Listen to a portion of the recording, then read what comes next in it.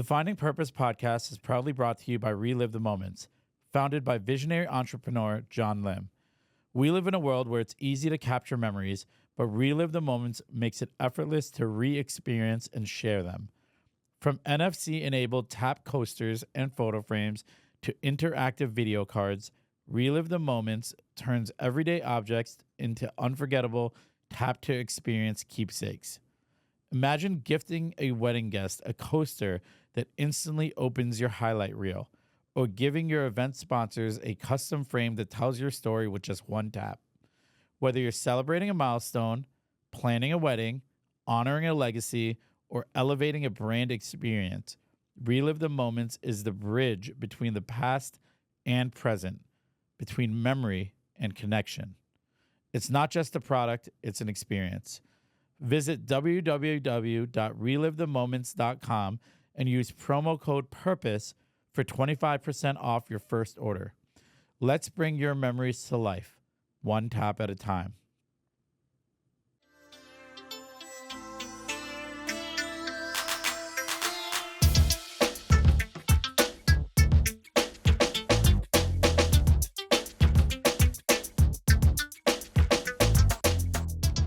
Hey everyone, welcome to the Finding Purpose podcast. I'm your host, Adam Vora, and I'm so grateful to have you here.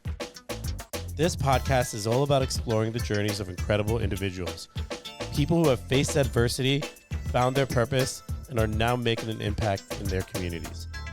But it's also about my journey. Over the years, I've faced my own obstacles, moments of doubt, and struggles with identity.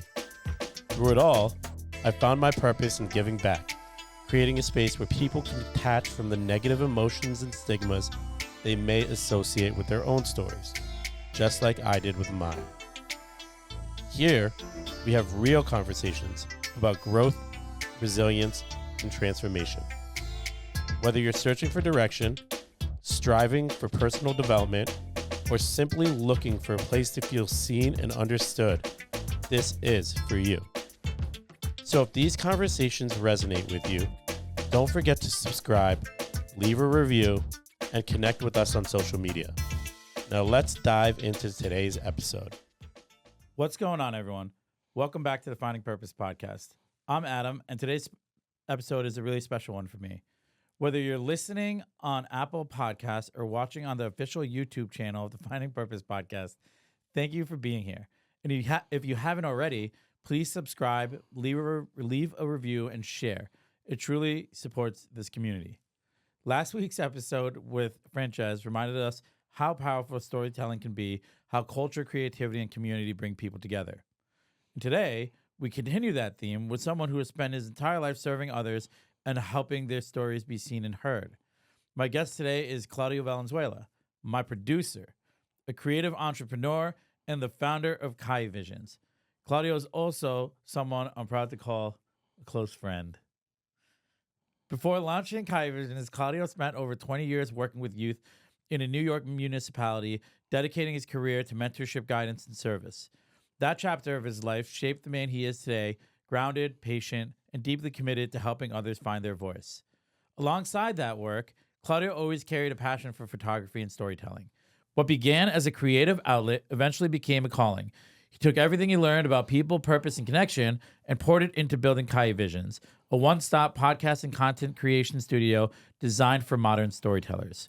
Today, Cayivision is trusted by creatives, professionals, and brands not just for high-quality production, but for genuine collaboration. Claudio believes purpose lives at the intersection of passion and fulfillment, and you feel that in every project he touches.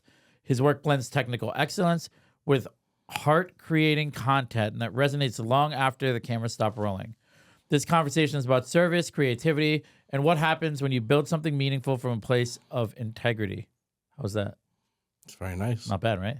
It's pretty good. Welcome, bro. I've been wanting this to happen for so long, and I was thinking about how this conversation would go when I drove down. But at the end of the day, it's like two buddies just kind of talking about our journeys, and I'm thankful that you finally agreed to this, and it's an honor to have you in the opposite chair and not behind the desk. There's so many things that I learn about you, through every interaction with you. Like when Marcello and Anel came in, I just like I knew you were fluent in Spanish, but like learning about how you carry different multiple passports, and just that was something I learned. And then obviously I knew you worked with kids early on in your career, and I'd love to talk a little bit more about that because I think it translates really well into the way that you lead through your business, and which is why I've just had so much fun working with you and really building this podcast to what it is now. Because without you, I wouldn't have been able to transform it from the quality that it was before. So, kind of want to just jump into it. Like, if you can, just like talk to the audience, just like about like, I know you're originally your family's originally from Spain, and then is it 100% Spanish? No. So I'll hit you with the whole story. All right. First and foremost, though, thank you so much for bringing me on. I know I've been eluding it for a long time. It is not my favorite space to be in, but thank you. I appreciate it. Of course. So my family's actually from South America. They're from Chile. My mother and my father were both born there, same town, and they grew up there to probably like their very late teens, early 20s, and then they left. They left because of the political government that was going on. There was a dictator in place, and there was a lot of kind of funky stuff going around. And we're blessed; we don't have to worry about those things, but you see it on the news all the time, right? So they actually lived through some of it. So they left. They kind of migrated into Argentina. They lived in Argentina for a while, and then they made it over to Ecuador. Lived in Ecuador for some time, and this is all pre Claudio or anything like that. And then eventually they made it over to Spain, and in Spain they were in the peninsula, so like where Madrid is, like that area. And they hung out there for a while until they heard about these islands that were off the coast of Africa, like a little bit further south. So they took a ferry, and there was like 7 islands, and they kind of stopped at the first island. They didn't really like it. They stopped at the second one. It was kind of like nothing was there. And then when they finally stopped at the one where I was born at, they loved it. It was the one that was the most developed, and then it was a tourist kind of spot that they were building up. And they were like, we want to settle down here. So they settled down there, and a couple of years later, I came around, my sister came around, and we kind of were born there, and we were raised there until like 12 or 13 is when I left. What are the name of the islands? Tenerife. Tenerife, yeah. Tenerife native you are. I am a Tenerife native from the Canary Islands. So the islands, there's 7 of them. They're called the Canary Islands. Canary Islands. Yeah, and they're off the coast of Morocco. It's closer to get to Morocco. I've been to Morocco than it is to get to the mainland of Spain. That's how close they are in proximity. So yeah. What are some things that you remember just like growing up there, and how do you think growing up there has had a lasting effect on you? Yeah, so I mean, growing up at the time you don't know. You're just a kid. You're just growing up wherever you grow up, wherever your origin story starts. So my memories from there are amazing. It's a beach island, it's a beach town, and I grew up around that. Or I grew up around a lot of tourism. I grew up around a lot of water and beaches and warm weather, and it was kind of what I knew, and I loved it. It was, how could you not love all those things? So yeah, I mean, it was great, and I had a lot. So when my parents got there, they got there with a lot of people with similar kind of backgrounds. So the island is very notorious for having the island people from their island, and then a ton of people that have just from other countries that have just migrated there and kind of loved it and stayed there. And so we have a lot of family friends that are kind of from all over the place. So my friendship group growing up was extremely, diverse, just from different people from different parts of the world. And it was just fun. I enjoyed it. It was a super cool thing. And I mean, it's a really good memory. So yeah. So you guys ended up moving here when you were 12? So then around 12 is when my parents decided that they wanted to kind of try going back to Chile again. And because they had been gone at that point probably for like 20 years or so, maybe a little bit more, I'm trying to think. And they wanted to kind of give it a try. So, they sold our little apartment that they had in Spain, and we moved. We moved to South America, to Chile. So I ended up living in Chile for about a year and a half down there, which is years like 12, 13, somewhere in there, before making it to the States around 14, When you talk about like, obviously living in the Canary Islands, living in Chile, like culturally, they're both very rich cultures. What are some components of those cultures that, you love the most? So it's tough to narrow a few because Yeah. I'll be honest. I love Spain. It's in my heart. It'll always be in my heart. And I equally love Chile because it's my roots, my family, and everyone that's in my family is from there. And I've experienced both of them as living there. So I love the culture in both. I mean, Spain is just gorgeous. I fell in love with sports in Spain. You know, I fell in love with a lot of water sports in Spain. I fell in love with the food in Spain. You know, all those things were just the Spanish culture. I mean, I am a soccer guy, and of course, I'm from Spain, so it was Spanish soccer all day, every day. That's all I ever knew. You know, Yeah. and then and my Chilean side it's a country that's so long. It's very long and just geographically. So like the north is very arid, kind of like very desert like, kind of like where I came from, where my parents are from is probably most similar to like where we live kind of here in the Northeast. And then it goes all the way down pretty south into the to the bottom of the globe. And down there is gorgeous. So Chile is just a beautiful, beautiful country. They also have amazing food. Yeah. They have amazing wine. And because all of our family was there, that's probably one of the things that I loved the most when we did move down there was just experiencing family, because I didn't really experience family growing up in Spain. It was all the family friends, but grandparents, I didn't really grow up with them. We would see them on a yearly basis, but all that was probably my favorite part, just living that year and a half with like an abundance of family. Yeah, I remember when you were talking to Marcello when he was here, you were talking about that climate, how it has like everything because it's so close to Antarctica. So it has like those freezing temperatures that like comparable to that of like Alaska that we have here, and then all the way north, it's just like it could be like Florida. Yeah, and it's like reverse. You know, family obviously is played a tremendous role in your story, and like me also, where my family originated from old. I don't want to say old. Yeah, I guess old country cultures with traditional family values. What are some of those values that were instilled in you early on the familial side that you are grateful are guiding lights for you now?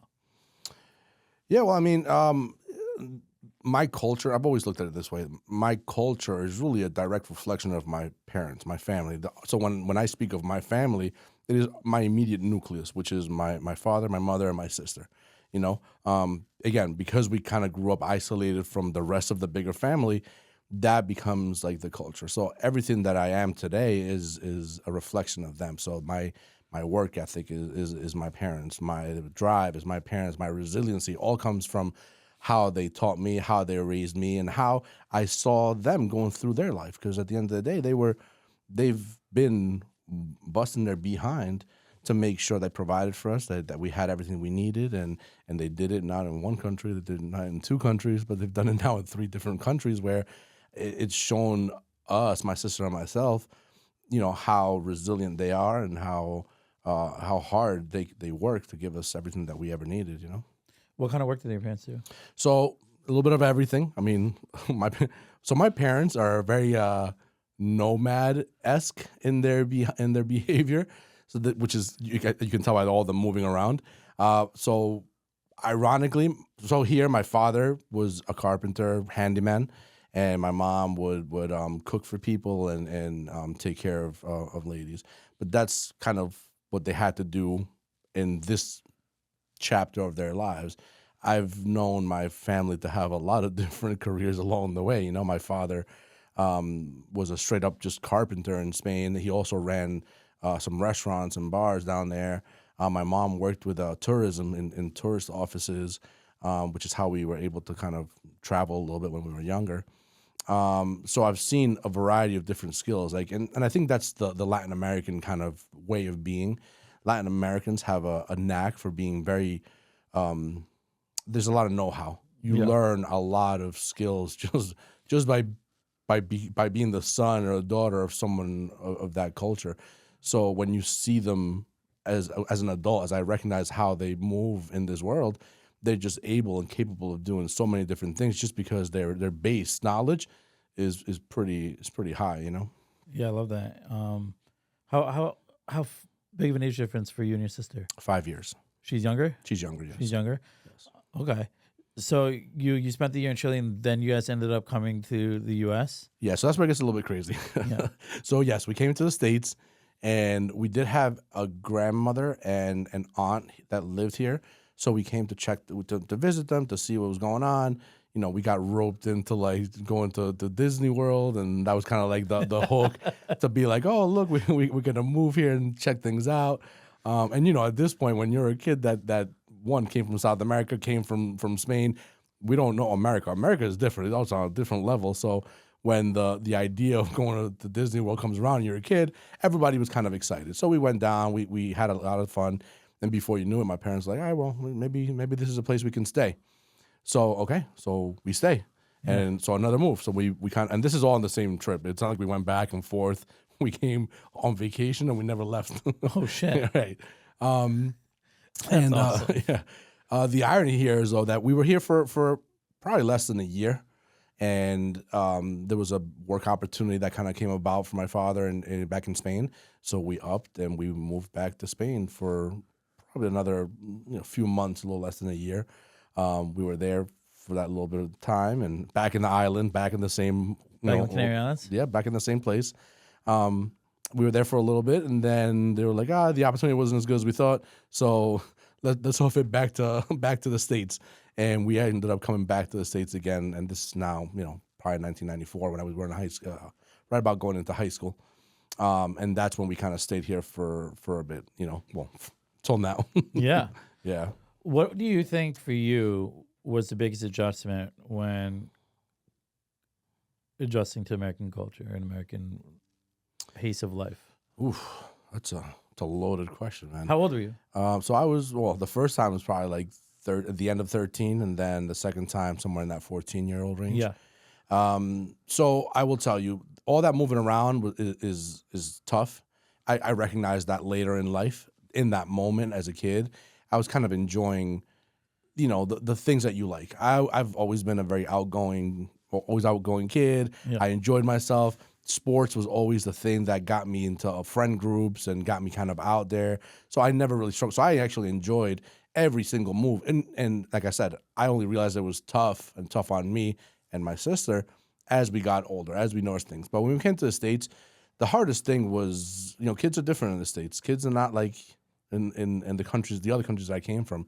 So they tend to be a little bit meaner. They tend to be a little bit more like, I don't want to say classist, but like, you're this and I'm this. And that's something that I had never experienced prior to here. And it wasn't something that affected me right away, but with a little bit of time, that does tend to weigh on you. So that was probably the hardest thing to adapt. And I got to be honest, I think for me, what ended up happening in my mind and as to how I overcame that kind of stuff, you start kind of assimilating yourself more to this culture and you become slowly more and more Americanized to the point that nobody can tell the difference as to, like, most people that speak to me probably wouldn't realize that. They probably wouldn't think that I was born here, that I don't have an accent that most Spanish people have. So you wouldn't really understand that. And it's because of that. It's because I just kind of, like a chameleon, I've had to learn how to adapt and fit in and figure things out so that I can kind of survive in that environment. And this was no different. This was probably the tougher one of the bunch, but I'm here. I made it. Yeah, no, hell yeah. And it's funny because, yeah, like moving around a lot as a kid probably made it a lot easier for you as opposed to it might have been for other people. And you guys settled in New York? Yes. Okay. So you're like 13, 14, you're in public schools. Yes. By the way, that was a transition in itself. Wild. Because, sure. As a kid, I went to, it's not, so I'm going to say a private school, and people are going to think, oh my God, private schools in America are pretty expensive. It's not like that. In other countries, when you go to a private school, yes, you have to pay a little bit more money, but it's usually because the public schools are not good at all. So you have to, if you want a decent education, you got to go that route. But I wore uniforms my entire life. I wore uniforms in Spain. Ties? Everything. Well, in Spain, no. Spain was a polo. And granted, this is like, I'm talking about kindergarten through like, whatever, sixth grade or whatever. Polos and just like shoes, and it's summer, so you always have like shorts on, like a little cardigan sweater. It was pretty funny. And then when we moved to Chile, it was again, it was a private school, but it was a religious school, so it was Catholic school.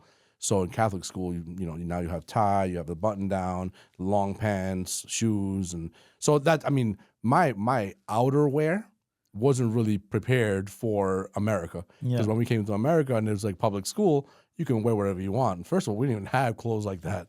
Second of all, not only did we not have clothes like that, when you go to school, it's almost like a fashion show every time you go to school. You can't be showing up looking all raggedy or whatever. So then that kind of became like, oh, you got to be very mindful. It was very easy before. You put the polo on or the button down with a tie and you kind of go, and that's kind of all I knew. And when I came here, I was like, oh, I got to figure this out. Got to put some clothes that look kind of decent, Yeah. Oh my God, that's so funny, bro. Like you in a uniform. I have pictures. I don't know. Maybe we won't put those up there. We'll put them into. No, that's actually not. You offered them. We'll cut that part out. We'll cut that part out. Don't worry. Yeah, it's like you have all creative control over this podcast after it's recorded. So, one of the things that I know you did, like, you jumped into the work of working with children, and you dedicated 20 years of your life towards, helping to empower children and just provide a community for them. When you were, acclimating obviously to the United States and now in a school system, was there anyone who in particular who you now think about who really played a big role in just making it easier for you, whether it was an adult mentor, whether it was a peer, that inspired you to go into that work? No. The short answer is no. However, I did meet some people here that obviously helped me out. Yeah. I was a super stubborn kid. I was a kid that did not want to, like, they put me in ESL, and I already knew English, and I did not want to go to ESL. And every year they kept putting me in ESL. Oh, because you can help other kids, and I would refuse. I was so stubborn that that was not in my forefront. Was I need to make some friends. I need to kind of blend in. I need to not stand out as the kid that's in the ESL class. So I struggled with authority too. So it was hard for any adult, I think, to really present themselves as a good mentor for me. And it was because of me, not because of anybody else. But as far as that is concerned, so I come from a long, long line of educators in my family, both on my father's side and my mother's side. And my mom would always say this younger, like, this is kind of like what the family that you're in, this is going to be you. And I'm like, no, this is not me, because I'm not doing that, because I'm going to be stubborn and I want to be Claudio that does what Claudio does, And ironically enough, when I got out of college, I really struggled to find myself a real job. We're going to call it a real job, meaning a full-time job.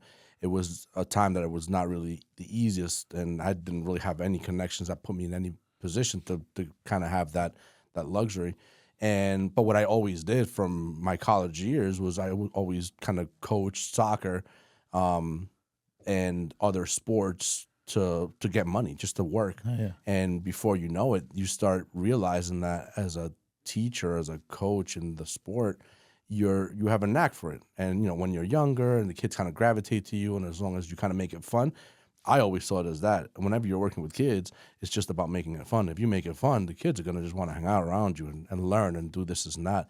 I was a kid, and if you bored me, I was not trying to follow the rules, Yeah. But if you made it entertaining, and I always kind of led with that kind of forward. So when it came to like working, that's what I was doing until I got an opportunity to work with youth. And my experience up until that point had been coaching and teaching like sports lessons, whether it was tennis or skating or soccer. And once I started working now in a full-time capacity, that's where I got the opportunity. Yeah. That's when you really started seeing that this was very much a part of what my DNA was, without me even realizing it, Yeah, no, totally. And it's funny you said that your mom would say, "Oh, this is in your blood. This is who you are," and you ended up going down that avenue in athletics. Maybe not in the traditional teaching role. Were you tight with your mom? Yeah, I love my mom. My mom is, without my mom, there is no me. Both my parents. I mean, when you. I kind of alluded to it earlier, but we are such a tight knit because it was just us. It was four of us. Now there's five of us. And my wife, she's part of the inner circle. But it's always been us. So there is no such thing as getting mad at your parents and never seeing them again. That's all I have. But yeah, to answer your question, very very close to my mom, very close with my dad, very close to my sister, and that's just our nucleus. It's so funny because my family was similar, where it was me, my dad, my sister, and my mom, and we were the only ones here in Connecticut. My dad's entire family is still back in India. The rest of my maternal side of the family is in Philly, and so we were the only ones who really left. We actually her sister lived in Seattle, but for us it was very different because I felt like it was different. I always felt that we were kind of on our own, like people wouldn't ever really come to us because they would say, hey, why don't you just come to us because we're all here. Right. And so it was kind of a similar dynamic with my family as well. And, that's kind of crazy to think about that. When you saw the way, because I'm kind of fascinated by it because, I'm speaking for myself here, having like that traditional and ethnic family with traditional family values and looking out at, peers and the way their families are and peers and how they may quote unquote may have more freedom, or peers who, when they were 16 automatically got a car and automatically had that. For me, it was very not that way. For me, it was, you got to earn it. We're not just going to give you a car. Or here's dad's 89 Toyota Camry beater. That's all you're going to get. And only because my dad got a new car, So for me, like, I think there were moments of just kind of resentment towards my peers where I almost looked at their path being a little bit easier than mine. But now in hindsight, I'm grateful for it because I work hard. I have a good head on my shoulders. I have good values. And that I can attribute to just that traditional family values that my parents did from the Persian culture, from the Indian culture, and from the Jewish culture also. Do you kind of agree or feel that way? Yeah, absolutely. I mean, it builds character. At the end of the day, what you described is just building of character, and we learned it that way through our family and how everything was not just given. I mean, listen, when we came to the States, we came to a pretty affluent neighborhood, and it wasn't because we were affluent. Where was it? Harrison, New York, yeah. And the majority of kids there with a pretty affluent background and very well off, in the sense that, to give you your example, yes, when people were turning 16, they were getting brand new cars and nice brand new cars and not just anything. And that wasn't happening in my family. Hell no. So I will tell you, my father did give me my first car, but I mean, I don't want to say that there's a bigger story to that. Because he and I always had a very close bond when it came to driving. This man taught me how to drive when I barely knew how to do other things. You were driving when you were 12, weren't you? No, way earlier than that. Oh, shit. And, teaching you, and granted, you start off with just holding the steering wheel, and you learn how to do the shift. And when you get a little bit taller, Islands. yeah, of course. There was nothing. It was, you could go anywhere and there was nobody around, so it didn't matter. Awesome. I wasn't crashing into anything, And then when I got a little bit taller, then I would learn how to do the pedals and all that stuff. And along the way, I loved, he would always almost quiz me every time we would go out to like road signals, to like what's the right of way, things, very simple things that as a kid, you're just liking it, so you're absorbing it. And when I turned 16, and I was driving before 16, which maybe I shouldn't air that part, but when I turned 16, yes, he gave me his very old 84 Nissan Sentra, stick shift, and it was like just to go to school and come back, and it was like awesome. So I loved it. So I took it, and I was rolling into that when there was other people rolling in Navigators and BMWs and Infinities, and it was great. I mean, you look at it and you're like, oh, I wish I had something like that, but it's not like my guy's gonna make me or break me. I got a car. I can drive. I can be independent, and that's really what I cared about. I was so happy about being independent, and what I ultimately, and this is something that happens in my family, I'm sure it happens in yours as well. The moment that I could earn $1, my parents were like, all right, you're cut off. Oh, yeah. You can earn money. Go ahead, earn money and do whatever. So from my very first car, I was paying for my insurance. I was paying for, there were no phones back there, but I was paying for my own stuff, right? Yeah. And within a year, I was like, I love my car, but I want to get another one. And I went and I found myself another little old beater. It was newer to me, but I paid for it completely by myself because I went to work. I saved money, and that was kind of like my the mentality, just kind of understanding that it's going to be Right. me. My parents weren't giving me that stuff. They gave me the support. They gave me food. They gave me a roof. They gave me everything easy on that end, Yeah. so that I can now go out and kind of do my Yeah. own thing, you know? Yeah. Yeah. I remember I wanted a CD player, and I ended up. My parents were just like, "We're not buying you a CD player." I remember I got a job at Stu Leonard's as a bagger, and I would work Fridays and Saturdays because you weren't allowed to work on Sundays because of like I was like 15, I think. It's labor laws, yes. It was the labor laws, I'm right? familiar. That's what And I I do. could only work till a certain time, but I would work all day Saturday, and at the time it was like probably like not $8 an hour, and I ended up getting a CD player. And I remember, I think my first CD was like the Space Jam soundtrack, something like that. Like actually, no, I think I had that on cassette. I think it was Big Willie style, which is even crazier. So, all right, so you know, now you're working and you're working as a coach, right? And I think there's a lot of coaches who I've either had on this podcast from like a personal development standpoint, and there's a lot of folks who are either coaches or mentors in that type of role for their clients or in whatever role they are that listen to this podcast. So when it comes to coaching, what are, in your experience, the most important attributes that someone must have in order to be coachable? Coachable.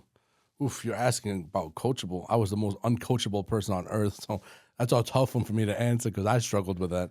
I'll tell you who I love to coach, and I think that would embody the question that you're asking. People that are coachable are people that are willing to listen, willing to take in the advice that you're giving them, and every time they have an opportunity to try to be a little bit better than the time before.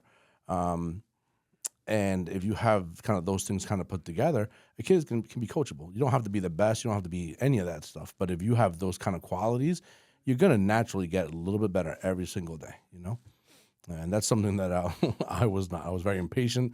I was very irrational. I wanted things my way. I was very stubborn. So I know for a fact I was probably the most uncoachable person on earth, But hopefully that answers your question.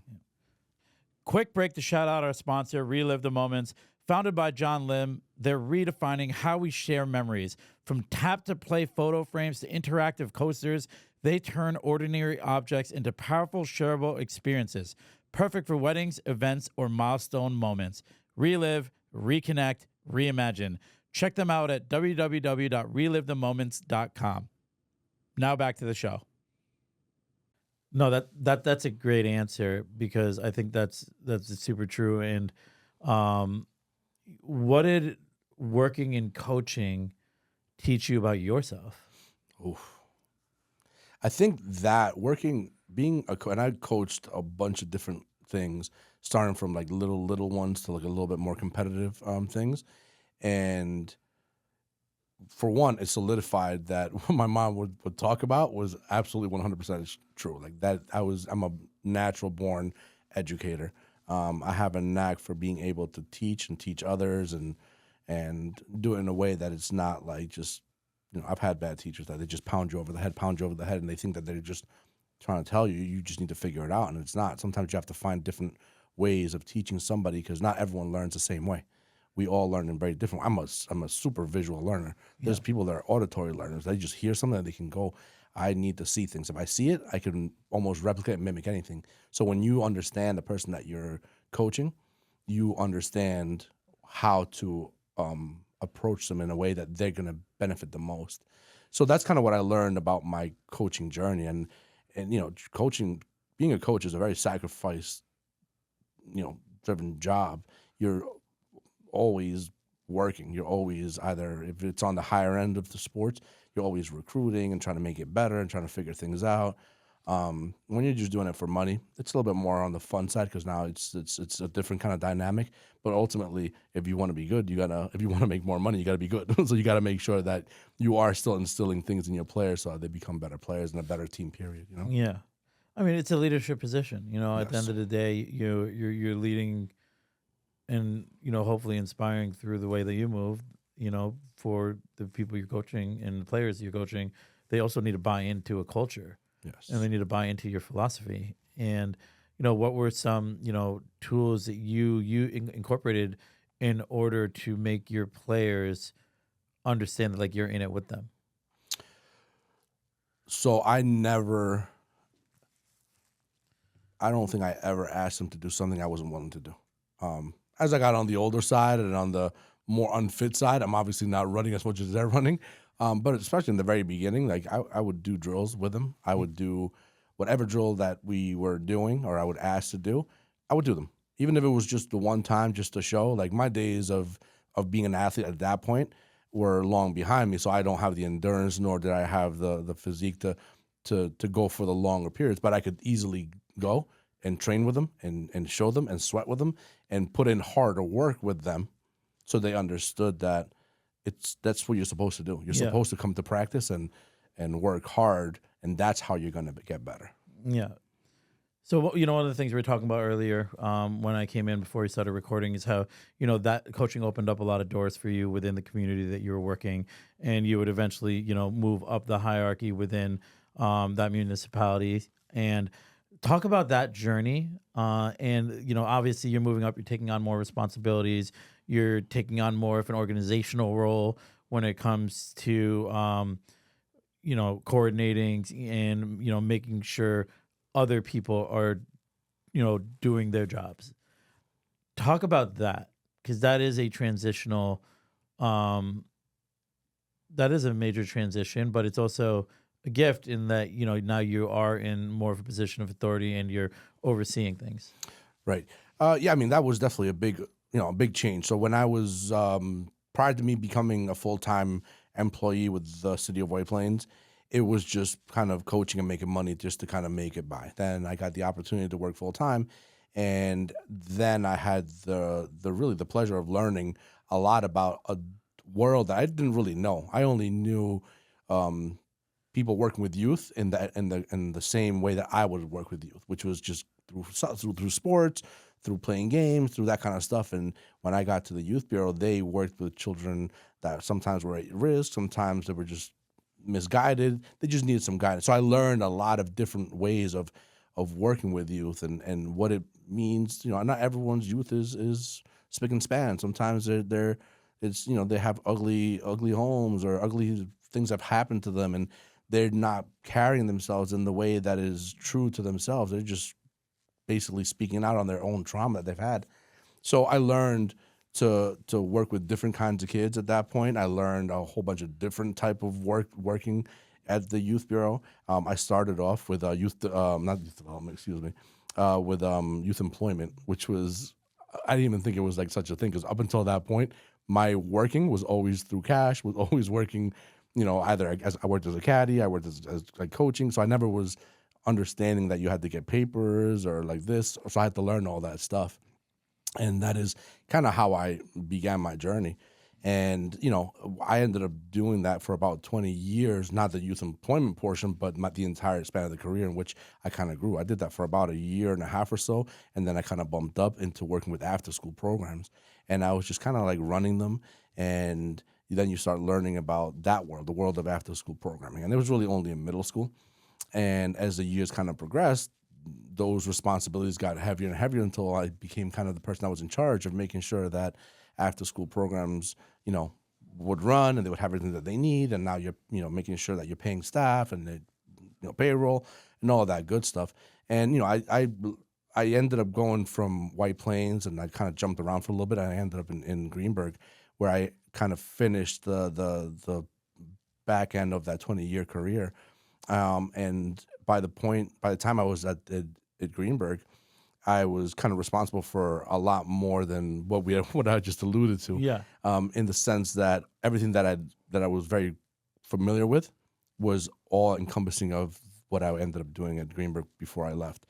So working with youth from kindergarten all the way through college, and in all capacities. It was, I did after school programs, I did break camps, I did summer camps, I did youth employment. We did a bunch of different things with a lot of kids over the time, and it was great. I mean, I loved it. Working with kids has been honestly amazing because it keeps you young. You know, you're always working with people that are way younger than you, and as we're getting older, Yeah. they tend to always want to remind you of that. And I'm looking at my guy because he's one of the guys that always kept me young, and he still keeps me young. Yeah. But that's one of the best things about working with youth was for me that it was being able to stay young and relevant, and in that same conversation with kids.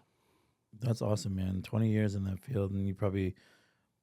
Do you ever think, and you're one of the humblest people I know, seriously.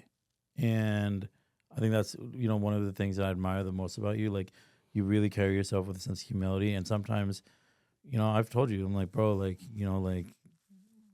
you're like killing it. And you're, I don't know, sometimes it's almost like too humble for me. But, one of the things.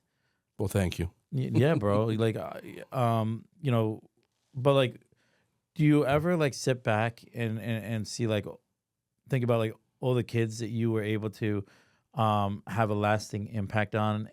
Because obviously Justin, is someone who was one of those kids, and now you're having an impact on his life now. And I think it's just amazing because there's probably a lot of kids that you that will remember you as a positive impact on their life. You know what's crazy, and I don't want to really talk bad about this, but it is working in those capacities tends to be a very thankless job. And yes, you are touching a lot of lives, and you're making a lot of impact. And you're absolutely right.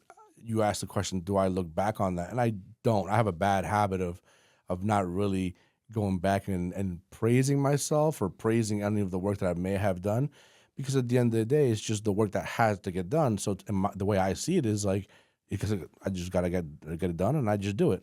But over the years, it's been brought to my attention by my loved ones that I should like take a moment to kind of look back and understand that over that time span, there's a lot of kids that benefited from being around me, that benefited from hearing maybe what I had to say to them, and all these things. What I can tell you though, that is probably the most rewarding, and I would always joke about this, like every like so often, every like 3-4 years, you'll see a kid that you kind of had when they were younger, and after they've kind of aged out of the program, and you kind of lose touch, and all of a sudden you see them somewhere, and now they're kind of grown, and they're like, oh, Mr. Claudio, I used to remember when you used to do this or you used to do that. I used to have so much fun. And you get one of those like every 3-4 years, and it rejuvenates you for another 3-4 years moving forward. So that is the one thing that had happened, for that 20-year span, that and obviously not in the very beginning, but as once you pass that 5-year mark, now you're starting to age out some kids that are like, oh, Mr. Claudio, and you just see them randomly, and that's a pretty cool feeling, Yeah, I mean, one of the things I'm also thinking about is how families like yours that were all by themselves and didn't have the support of other extended family to say take the kids while mom and dad is at work. The relief that your programs and your work provided for them to be able to put a roof over the over their head and food on the table because they trusted that they were with you, and they were able to stay those extra hours at work, and they were able to pick up that extra shift, and that's beautiful in itself as well, and that doesn't only just affect the kid; it affects the entire family. So you're a blessing in that sense, also. So throughout this whole thing, you also had a passion for photography.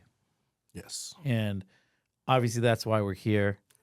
Photography, videography, production. Let's talk about your love for creation and storytelling. Okay, so it's funny, when I was younger, I used to remember hearing old folks speak about all the different things that they did over the years, and in my head I was like, well, what do you mean? Like, how many different jobs can you have? How many different roles could you have done? And here I am now as an old man, and you asked me a question, and I'm like, damn, where should I start? Because we could do this in a 7-part episode right now. There's so much stuff that I've done, and so many things that I've kind of gone through. When I was in college, I was kind of lost a little bit. I didn't really want to go to college. I didn't really want to know what to study. Manhattanville College. And I was lucky enough that athletics did play a role in me going to school and kind of just being there. And you know, because I wanted to go to straight up like I wanted to go to the automotive like school. That's why I wanted to be a mechanic because I was handsy. I was good with my hands. I enjoyed cars, and my mom was like, "No, you got to go to college. College is that's the thing." And I was like, "What? I don't want to go." And she forced me in there. So you know, after 2 years, you have to declare a major, and I didn't really have a major. Nothing really kind of spoke to me, and the only thing that came to me very easily was art. So I was like, oh, I'll just become an art major. So cool. I go down this path of just like, you know, finger painting. My friends will always make fun. Finger painting and doing this and doing that. And then, of course, once you're 1 year into that, then not everyone, but the school now wants to know, well, what's your actual like concentration? And I'm like, oh, I don't know. What does that even mean, you know? And that's when I learned about photography and graphic design. And I fell in love with it right there and then. And I'll tell you, and this is how this speaks true to like being passionate about something. Because the moment I found something that I was truly passionate about, my grades went skyrocketing up, you know, and I started doing well in those classes and I started loving it. And so that's where my photography journey started. I actually, ironically, I was going to show how old I am, but I learned photography the real way, the old school way, film. Dark room. Yeah, I had to learn how to develop film. I learned how to. I learned during a time when if you hit the shutter speed, the click, you know, you're that's it. You can't check it. You can't look it back. You can't make sure that it was good or not good. You'll find out when that roll is over and you go develop it, whether you messed up or you got it right or you didn't get it right. So I fell in love with that whole process, that whole everything. And then, of course, that was kind of around the turn of the century where you're now starting to see more digital stuff coming around. And, of course, who's not a little, you know, tech geek in those moments? So I made the transition extremely quickly. And that's where, you know, this kind of world started kind of began, you know. And it was very much just a hobby because I tried to get work out of college doing this, and it was not easy, and it was not things that people were willing to pay right off the bat for just a kid coming out of college. So it was kind of one of those things that you have to go intern and do a whole bunch of free work, and I was like, I gotta pay bills. Mm-hmm. So that's kind of where I took that route in order to make bills and to be able to pay bills. But the passion stood there, and I continued throughout the years just as a hobby. And, you know, the more money I started making in my career, the more it kind of granted me the opportunity to purchase more things, more cameras, better things. And before you know it, it became kind of like more than just a hobby. It became a little bit of a side hustle. I would take pictures for people and do all this stuff. And then randomly, about 6 or 7 years ago, this friend of mine said to me, "Hey, I want to start a podcast." And I was like, "No, because that's not what I do. I don't even know. I don't do film. I don't do record. I just take pictures." And he kind of like, you know, was persistent. And I gotta be honest, I gotta be thankful for that because that led me down this path. And it's ironic. I never thought I'd love anything more than taking pictures. And here I stand now with my business, which is purely on recording podcasts and recording content. And I've fallen in love with this probably, you know, 2 or 3 times as hard as I ever did for photography. And here I am today. Yeah. You know, obviously one of the things that I love about the way you do this and you do the production and the videography and everything is the way that you your attention to detail. And it's really admirable. And, you know, I'm not going to lie. Sometimes when you say, hey, like, can we do this project? And you have hundreds of questions afterwards, you know, and it's always like, I just want to understand. And I love that because you really just want to make sure that you're giving your clients the vision that they envision. So let's talk about the attention to detail that you apply to every project. So I think it goes without saying, I think details are extremely important in anything that you do. And how people interpret details and how they carry out those details, that's what makes everyone, I think, a little bit different, right? I think my brain is wired a little bit different. I don't know if it's my sign. I don't know if it's just me. I don't know if it's who I am. But I tend to get stuck on details a lot. Sometimes for a good measure, sometimes for a bad measure. You know, for clients, probably a good thing because it makes me kind of make sure that whatever I'm doing for them is always like perfect. And I think I have that bad trait that I want everything to always be as perfect as it can be without saying that there is a perfect. But that's where sometimes it does kind of bite me in the in the behind because I will get stuck on things if it's not like just right. And then that, as you know, can be time consuming and sometimes a waste of time. It can take you down rabbit holes but I mean, to me, obviously details are very important. They are just innately, naturally to me. And obviously that carries over to my work and what I do for you guys, for people. Yeah. Do you ever stop and think, wow, I am really providing a vessel for so many different stories to be told?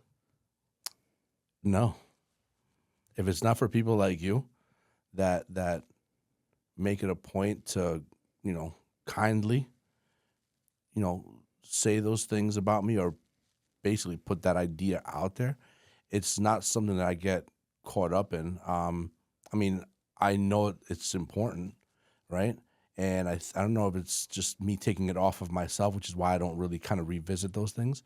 But I understand the importance of it. I understand that what we're doing is for that. However, I don't see that as like, oh, I'm doing this for others. To be honest, I believe it's you guys doing it for yourselves. I'm just that guy that hits record and makes sure that it's good. I'm delivering what you guys are putting out. But I give kudos to you guys because sitting on this side and doing what you guys do, that's the hard part. That to me is the challenging part. I am on this side today, and this is not a comfortable spot. And even what I want to say and articulate isn't always coming as clearly as I want it to be.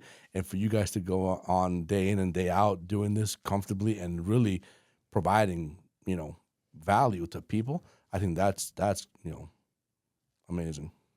Yeah, well, you do. And, one of the things that I always tell myself, I wouldn't be able to do this without you, A.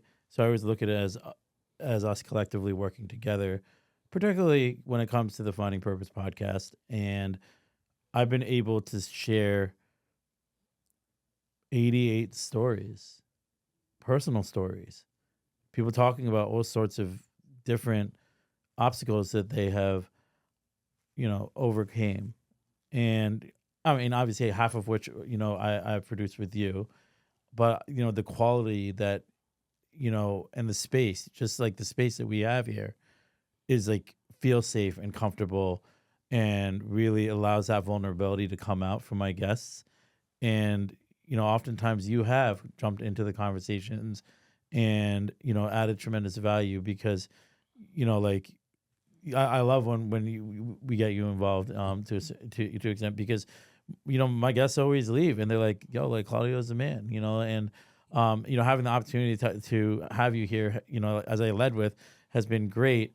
And it's also been a gift to kind of watch you adjust it, because I knew you were a mentor and a coach and you worked with youth and, now kind of seeing the dynamic with you and Justin, that's awesome to see.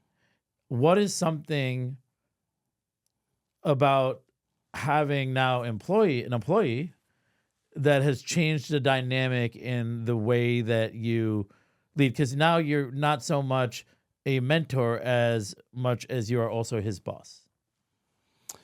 Well, it's ironic because similar question has been asked to me. Yeah. And the reason I say it's ironic is in my illustrious 20-year career working with youth, I employed a lot of them too. So I at some points I could have up to like 200 employees under me. So, having an employee today is nothing that's new to me. He's just one. He's actually easy.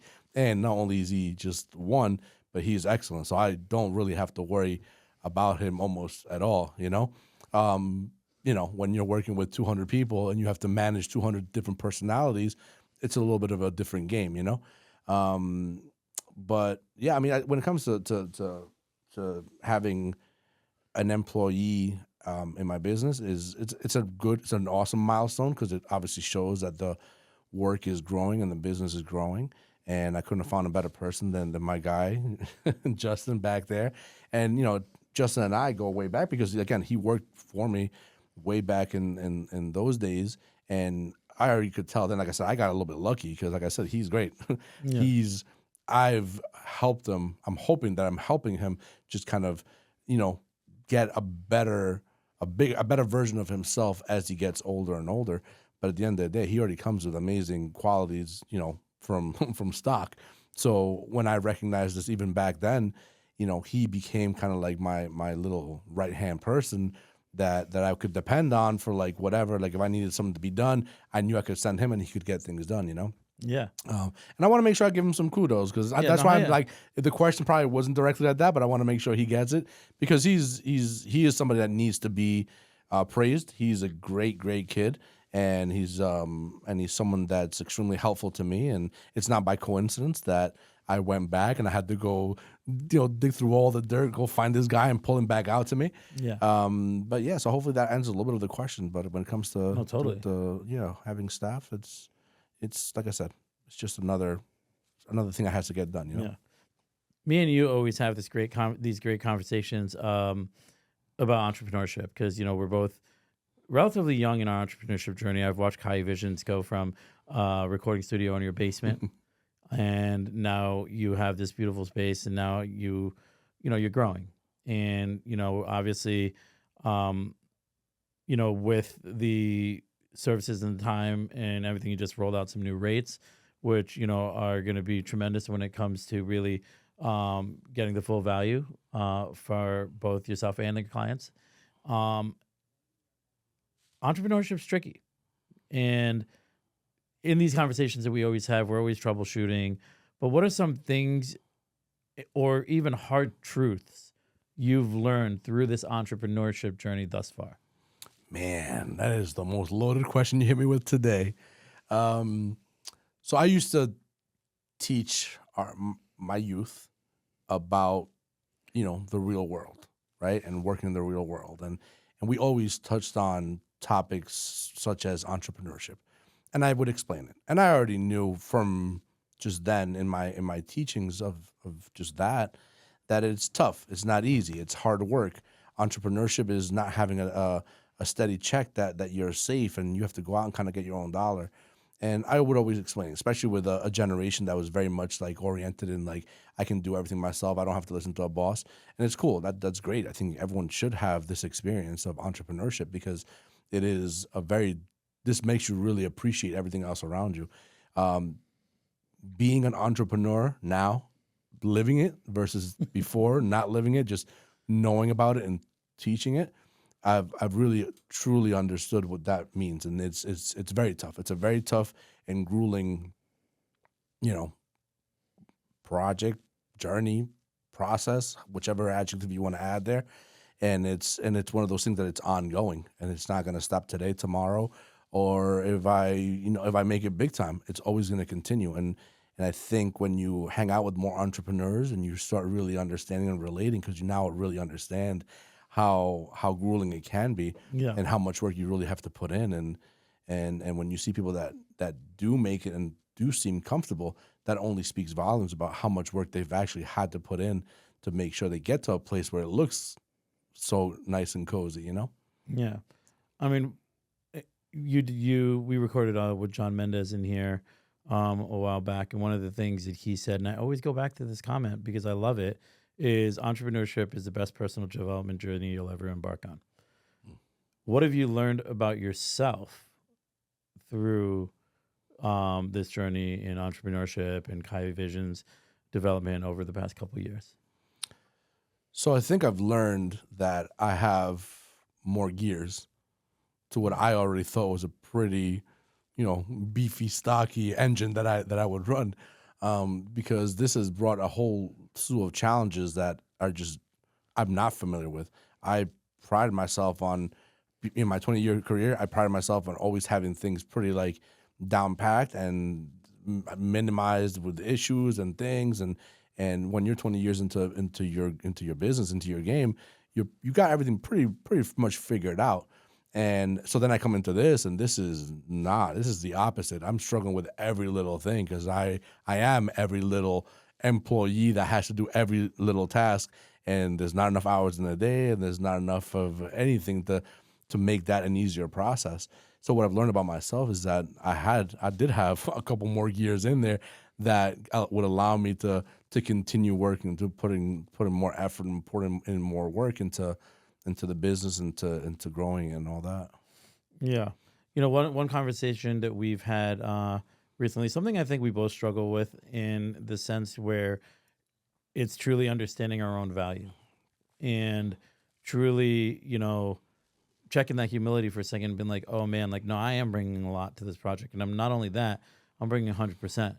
And for me personally, there have been times that I knew I was doing that, but, that voice inside of me also thinking that maybe, if I give them an extra, a little help on the rate here, but like now I understand that I was really just kind of undervaluing myself and, really thinking with my wallet rather than the client's wallet. I think that's one of the biggest hurdles that I've overcame this past year, and how I'm really gonna hit 2026, hard with, where it's like this is, what it costs. Like this is what I'm going to bring, and I can promise you, I'm going to bring 150%. When it comes to understanding the value that you bring, right? How do you and what you bring differentiate from other production studios in the market when it comes to just the level of craftsmanship? Let me start off by saying I struggle tremendously with this portion of the conversation, right? I guess the simplest way to explain this is when you work with me, it's not so much the gadgets and everything that you see, everything I'm going to produce. I think the most valuable thing that anyone gets when they work with me is you getting all of me. You're getting my full undivided support, effort to making sure that your vision gets carried out. All this other stuff is material stuff. All this stuff, anyone can come in here and press the button, Yeah. But I think what I would like to say that when people work with me, how I get separated from everyone else is that you get all of me. You get the ability you get the version of me that's going to make sure that, you see how I'm struggling with this whole question? Yeah. This is a tough one. You're going to get the person that's going to make sure that at all costs, your vision comes to light. Yeah. Shit, we might even throw in Justin, but it's going to be at a premium. Well, I think we're throwing Justin in for everything from now on. Oh man, I'm so grateful for this conversation, man. And I want to talk about purpose and what it means to you. So when you think about purpose, what does it mean to you? This guy is funny. You know what's funny? I've sat in here with you now for easily over 40 episodes, and I hear you asking that question all the time. And it is probably my favorite question.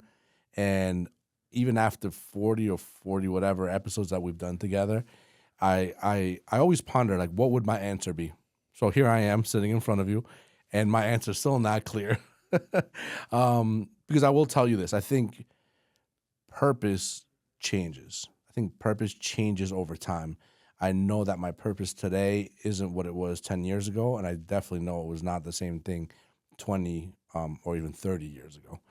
So I can tell you that much.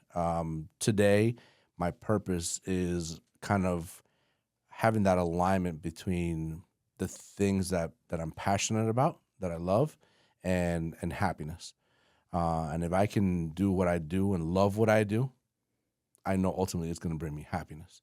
So that's what purpose means to me in this today, in this new year, 2026. Yeah, I love that. And you've had an opportunity to work with folks who maybe lacked purpose or direction. And this question, I think, is might be a softball for you. But what advice or guidance would you give to someone on that journey of finding purpose? Try everything. Keep trying everything. I was that kid. I was that kid that didn't really know what I wanted to do, where I was headed, and I wish I had someone more like me growing up as a mentor, in the sense of like, I want kids to try everything. I want people to try as much as they can, because eventually the more you try, at the very least, you're just kind of knocking off things that you know you don't like. And eventually you're going to find something that you do like. And when you find that thing that you do like, you know, passion all the way through. And that's going to be your guiding light. Love that, man. Love that. Once again, man, so grateful that you're here. So grateful that you decided to do this. I think this is going to be like a great episode to really kick off the new year. And I think, you know, together we're going to have a big year together. So if you can, you know, definitely talk to my audience, tell them how they can get in touch with you. I'll probably do the same thing because I do it every episode. Well, first and foremost, thank you so much for having me on the show. It wasn't as bad as I thought it would be. I don't know. We'll see when I play all this back. You can find me on Instagram at Cayivisions, or you can go to my website at www.cayivisions.com. And if you are looking for any kind of podcast work, content work, you can shoot us a DM. Justin will make sure he answers. He's the smiles in the face of the business right about now. And yeah, man, no, thank you so much for having me on, and and Happy New Year, everybody. Hell yeah. Folks, thank you so much for tuning in. I just wanted to do a couple shout outs. I want to thank our sponsor, Relive the Moments. John Lim and Tina over there are amazing. If you are interested in connecting with them, you probably saw a couple commercials in the intro and within the episode. Feel free to reach out to me directly. I'll connect you directly with them, or visit them at www.relivethemoments.com. And obviously, I want to thank Claudio and the entire team here at Cayivisions. You just heard it, but yeah, obviously, you need a podcast, you need any content, you need, event coverage. Feel free to reach out to me, reach out to Claudio, and yeah, we'll get it done for you in 2026. And last but not least, I want to thank and wish everybody a happy new year. It has been a great 2025. It's now closed. Now we're going to all jump into this year full throttle, purpose-driven. And I'm grateful for everyone who has watched and listened and subscribed and followed and shared this. If it was a message that would resonate with somebody who they love, a friend or family member, that's how this community continues to grow. And definitely stay tuned for some upcoming announcements in 2026 that are going to be directly related to the Finding Purpose podcast. Thank you. And until next time, folks.